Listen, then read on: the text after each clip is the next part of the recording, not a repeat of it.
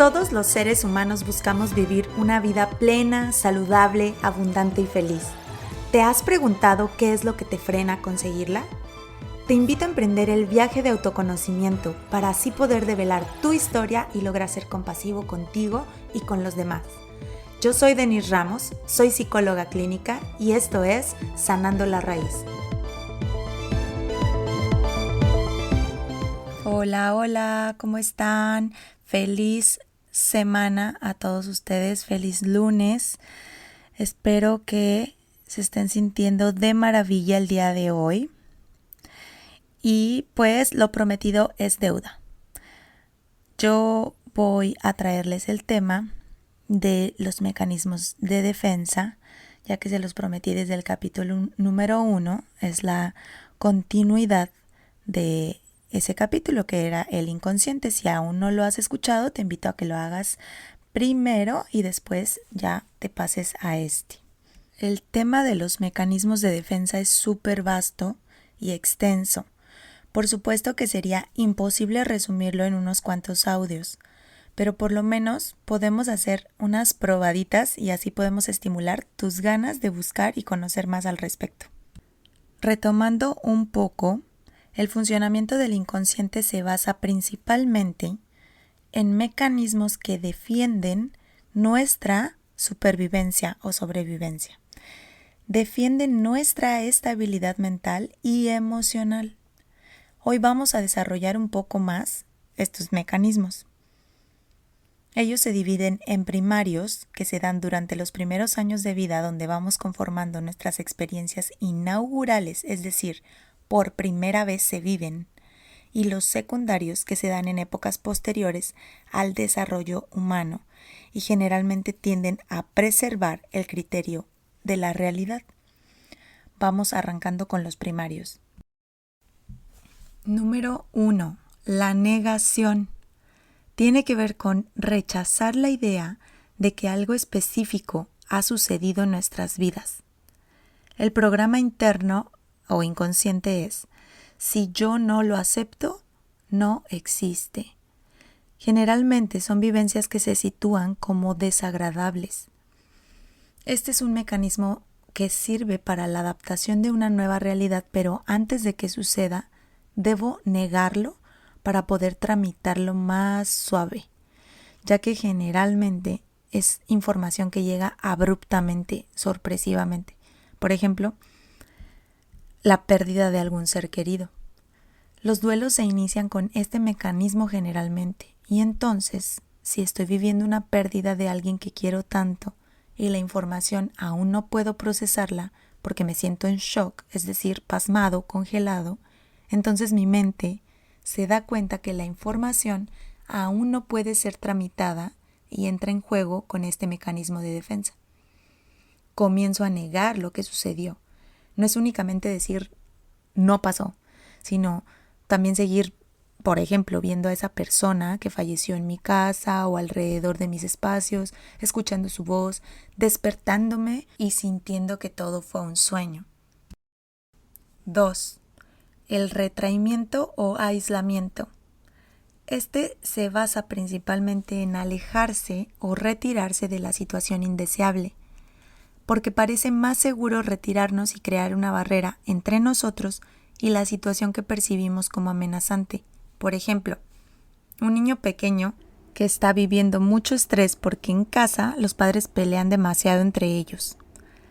Hay gritos y hasta violencia física. Entonces, él se esconde en un closet o debajo de la cama. Ese sería un ejemplo de este mecanismo. Resulta favorecedor a corto plazo responder de esta forma, pero si los estímulos estresantes son constantes, por supuesto que puede haber efectos adversos de la presencia de esta respuesta. En la edad adulta, vamos a ubicar este mecanismo cuando una persona comienza a dejar de vincularse con amigos y familiares. Aislarse demasiado de los demás puede generar soledad, falta de apoyo social y desconexión, presentándose en síntomas de estado depresivo o hasta una depresión propiamente dicha o clínicamente hablada. También pueden interferir con nuestra manera de interactuar con el mundo, porque tenderemos a aislarnos y a no querer resolver conflictos en nuestra vida. Siguiente mecanismo de defensa: proyección. Yo creo que este es un término que todos hemos escuchado en la vida cotidiana, cuando alguien le dice al otro, te estás proyectando. ¿Recuerdan por qué es que le decimos ese tipo de cosas a las demás personas? Se da cuando una persona tiene una incapacidad para determinar y reconocer algunos sentimientos o características como propias y entonces lo proyecta, es decir, lo transfiere a otros. Comienza a ver virtudes o defectos en los demás, que es en realidad algo que ve en sí mismo, pero no puede reconocerlos y solo lo puede hacer como si hablara de alguien más. Por ejemplo, decir, estoy seguro que ella se siente muy cansada.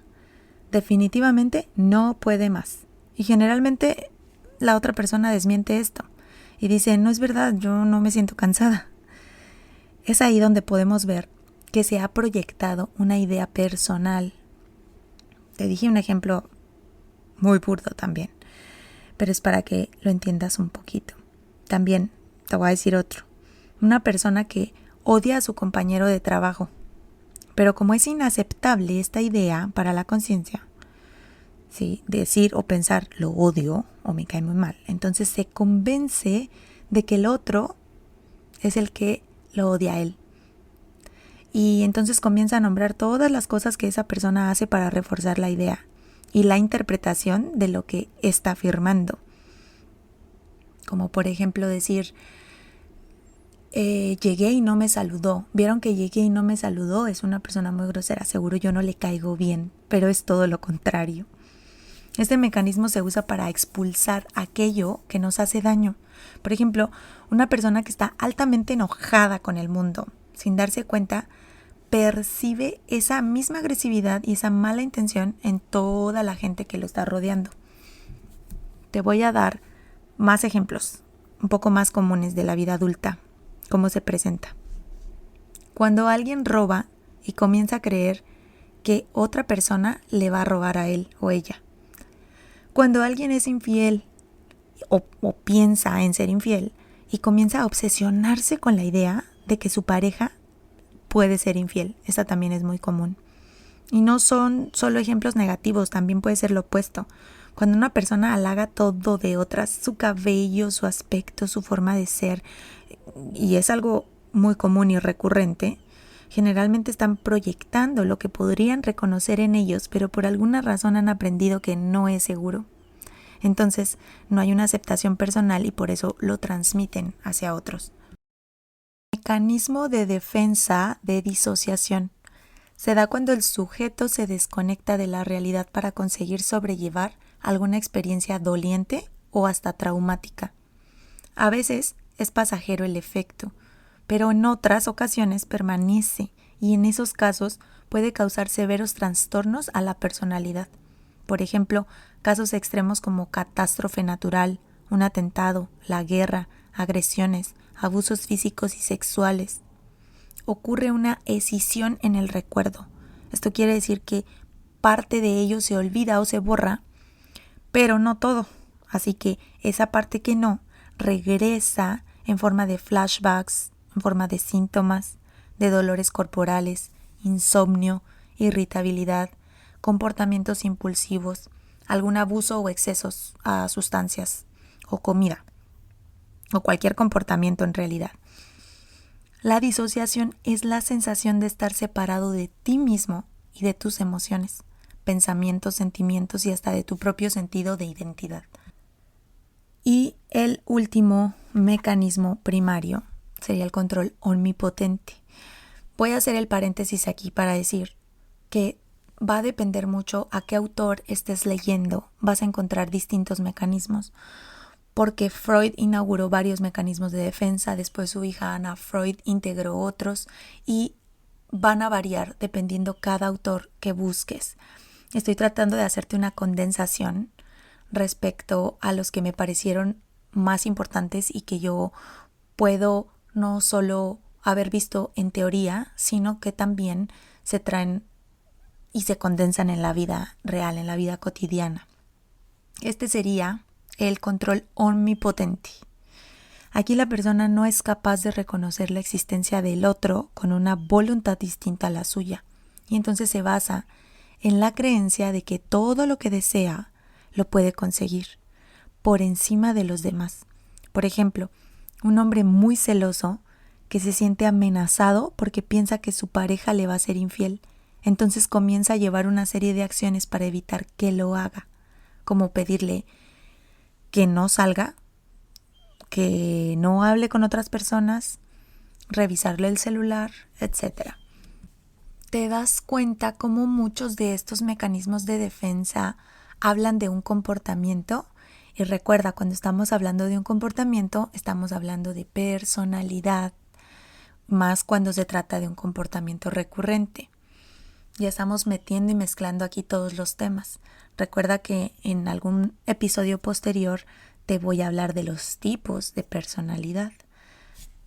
Si hasta ahora este contenido te está gustando, recuerda darle seguir a la página, poner algún comentario si es posible o las 5 estrellitas en Spotify. Esto me ayuda muchísimo a que tenga mayor alcance y poder compartir la información con más personas.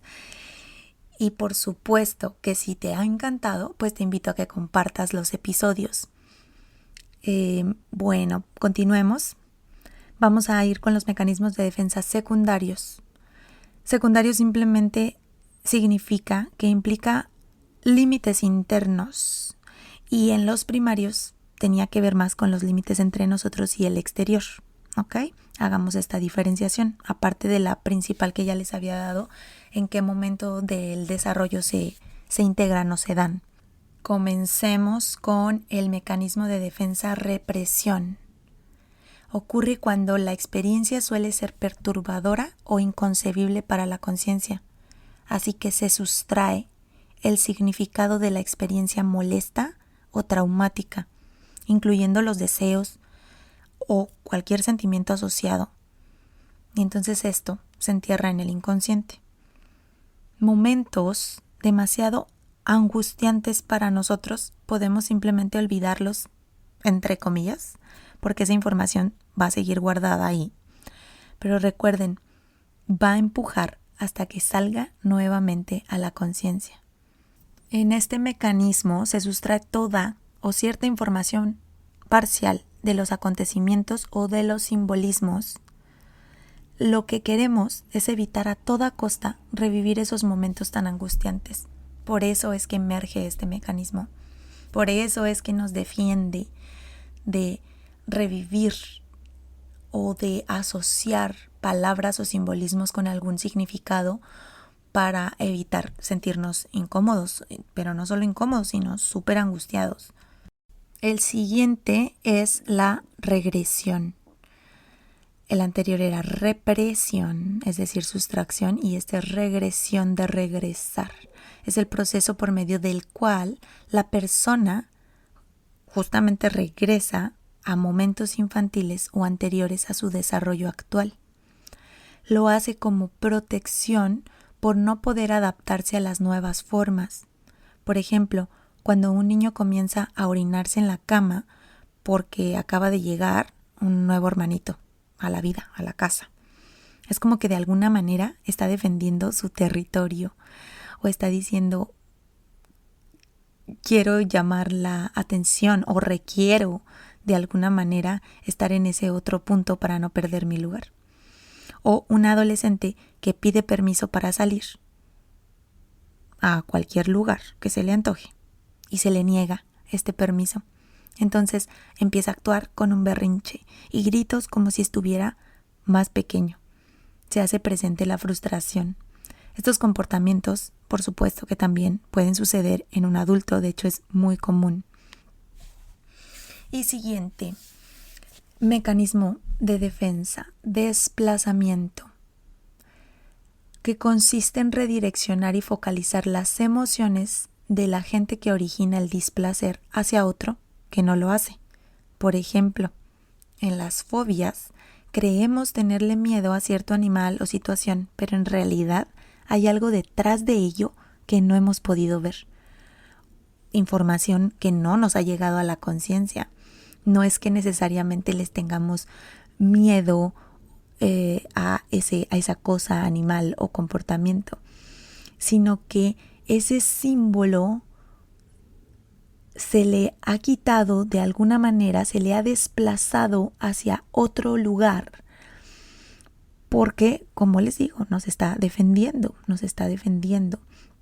está buscando una y otra vez nuestra supervivencia.